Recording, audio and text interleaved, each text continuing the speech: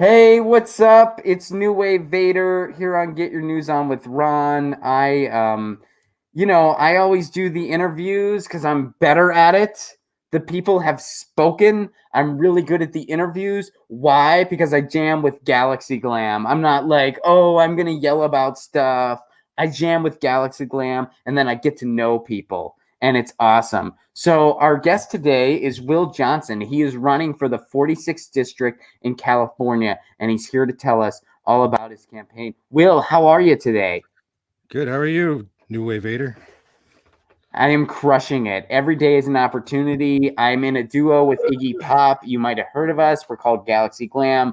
Look for our Bandcamp. It is coming soon. It's so different these days. I mean, dude, I come from the 77 era where you would do a record and you would print it on vinyl. Nowadays, it's all digital. We live in a world of singles. Not people, like singles, like songs. People too, I guess. I don't know. I've been enjoying Tinder, but that's a different story. Anyway, Will, thanks for being here today. So your website is willforthepeople.com, which I think would make a really good throwback emo band from the 90s. But that's not what it is. It's actually your website, and you're running for California's 46th district. Explain this to me. Well, I'm running in a district where the guy is literally the co-chair of the Blue Dog Caucus, and he's only been the representative at the U.S. level for only a few terms, but he's been in politics forever, and is just a business. He basically services business at every opportunity, and gives lip service to the people. Only has maybe an issue or two where he actually is on their side, but most of the time it's whoever pays him the most is where he's going to actually his alliances are. So he serves big money interests instead of the people, which, by the way, this black cat isn't scared of me anymore, which is totally cool. For the longest time, she was scared of like all the machinery and stuff. But now, see, a machine hand can pet you the same way a real hand can. Don't be afraid, Lucy.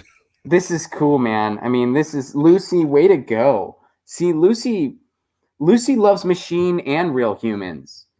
This is a true testament to love. Are you a cat person, Will? I like cats and dogs. I have a dog right now, but yeah, cats are great too.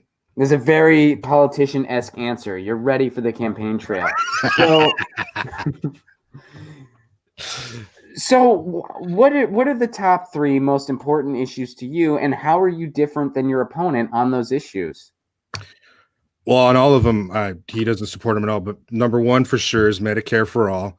Then tuition-free public college, which I would include all community colleges and trade schools as well. And I would even go further than Bernie's and say we should include graduate level, not just the first 4 years. And then it's kind of a close tie with the Green New Deal, $15 an hour minimum wage, and cannabis legalization.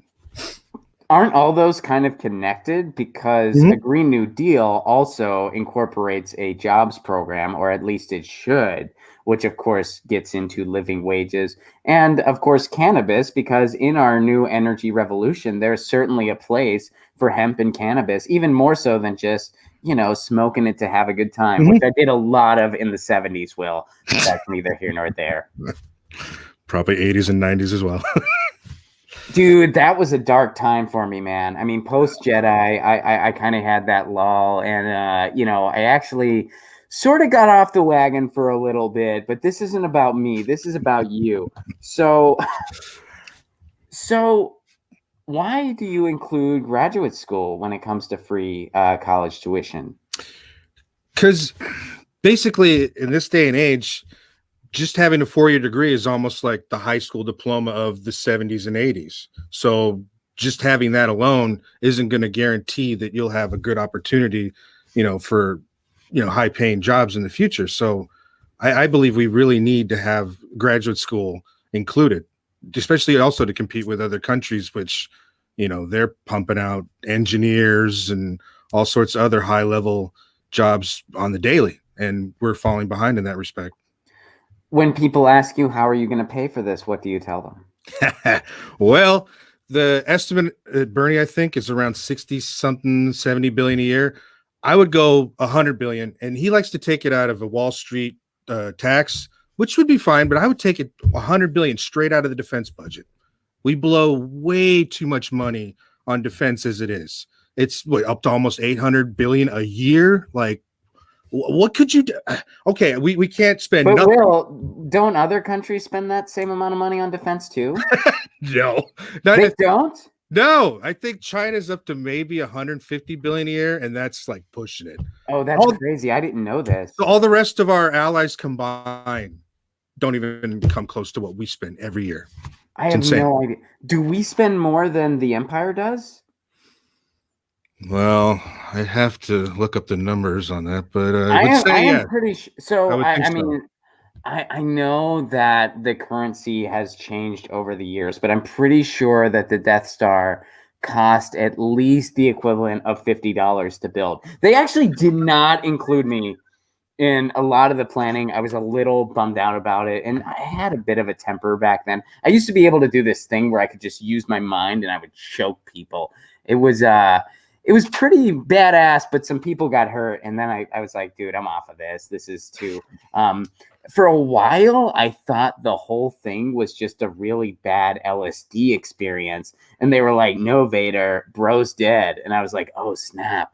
But anyway, so we spend that much on defense. And a lot of our wars, well, all of our wars, we have no business being in. It's just about exploitations and resources.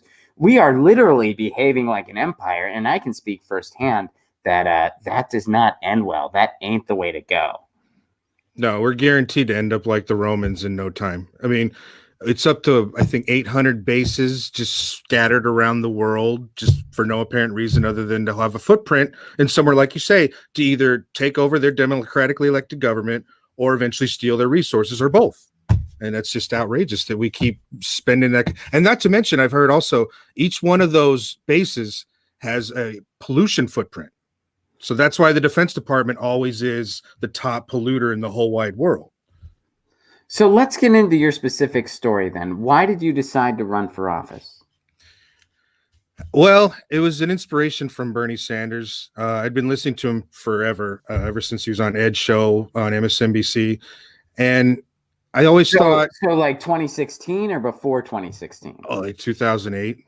Oh, wow, man. Yeah. You're an early adapter, man. You were like on the scene. Like basically it's like you had some of the early albums. Although Bernie's been pumping out stuff since like the 70s, bro. Of course. But what's funny is, like, in 2008, so I'd heard his spiel. They need to pay their fair share in taxes, and if they don't, then we need to make sure that they do, so that the working people, all on and on and on again. So that when he came to run for president in 2016, I kept thinking, God, I've heard this all before. You got something new? I mean, but I forgot no one had really heard. I mean, it's not like MSNBC has, 100 million people watching at any time. So when the real people actually heard the message, they're like, oh man, this is awesome. And I just, it was in my own bubble the whole time, thinking everyone had heard Bernie over and over again for the last 8 years before. I understand, Will. Now here's the thing. New Wave Vader, of course, has only been a Bernie Sanders fan for a couple weeks now. I found out about single-payer healthcare. I was like, that's totally gnarly. When I lost my hand from shredding too hard, which is actually what happened, it would have been cool to have something like single-payer healthcare. All my British friends were like, bro, you paid how much for that? It was crazy. And also, I heard that Bernie was instrumental in an early punk venue in Burlington, Vermont, that I totally played some in the 80s. So I was like, yeah, I like this Bernie guy. But Ron, on the other hand, he's been following that stuff a long time. And I know he always says in 2008, he was a supporter of Dennis Kucinich. And so finally, it was like Bernie was a viable candidate for what a lot of lefties have been saying for a long time.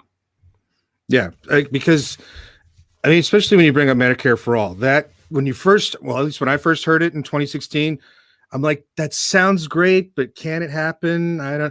Yes, it can. And the way he spelled it out is just perfect. It's a system that automatically saves more money than the current system, where a lot of the waste goes to just these insurance companies for their advertising, their overhead, and various other things. And the point I would make to people that, especially when they hear the nonsense about you getting your insurance taken away, look, there is not a single plan out there, maybe other than one that the Congress people have, where your plan covers everything.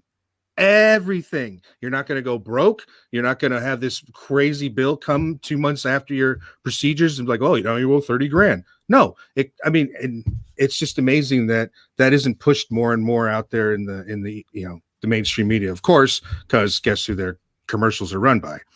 Pharmaceuticals and health insurance companies. So they don't want no part of that. And that's why we keep seeing the nonsense against Medicare for all, even though after all the big push of the last few months, it's still over 50% support with the American people. All right. So let's get specific to your campaign and how people can get involved. So you're going to be on the ballot on Super Tuesday then? Yes, I am. And then to make that runoff, you will then go on to the general, correct? If I finish second. If you finish second. Mm-hmm. Right. So it's a good, who's all in the race? Is it just you and that incumbent, or like what all are you up against? No, there's 3 other people, I should say. I ran actually the year before, but I got in so late. I knew nobody, and actually got almost 1,500 votes. But this time around, there's a guy who was there also before, and he's just like some tech guy who's self-funding, but doesn't really have any kind of message. There's another Democrat who basically says what I'm saying, but just not as forcefully, and uses the buzzwords of affordable and living this, and just real general. You don't get the impression that he really believes in the policies like I do. And the other one's a Republican. Now, this is the big challenge because it's a part of Orange County, California. And if you don't know, there still is a lot of Republican holdovers. And so he's probably going to get a lot of votes just for having that R next to his name. But this guy has literally no desire to give rights to gay people and just talks nonstop about transgender. Like, what are you doing? What about the issues? He just keeps going over the same stuff you'd hear on Fox News.